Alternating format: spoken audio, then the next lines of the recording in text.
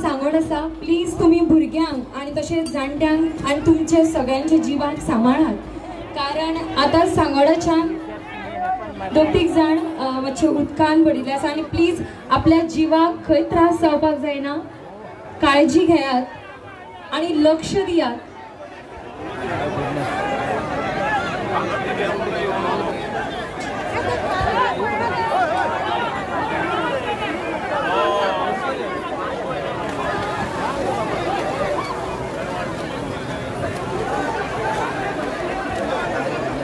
कोणाकूच हानी जावपाक जायना हाची प्लीज काळजी घेयात. जितले सांगोडान जेंकां पिवंक कळटा तेंच्यांनी प्लीज उडी मारून बाकीचे कोण जे उदकान पडले तांकां प्लीज मदत करात.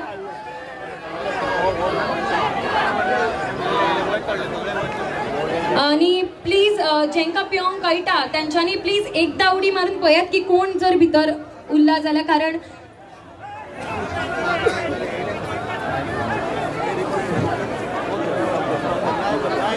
मदतीचो हात दिवपाक केन्नाच आमी फाटीं रावपाक जायना, तर माणुसकी बाळगून आमी सदांच एकामेकांक मदत करपाक जाय.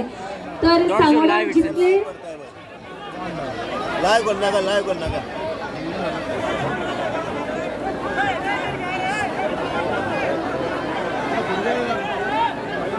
लहान भुरगे कोण नाशिल्ले न्ही भितर.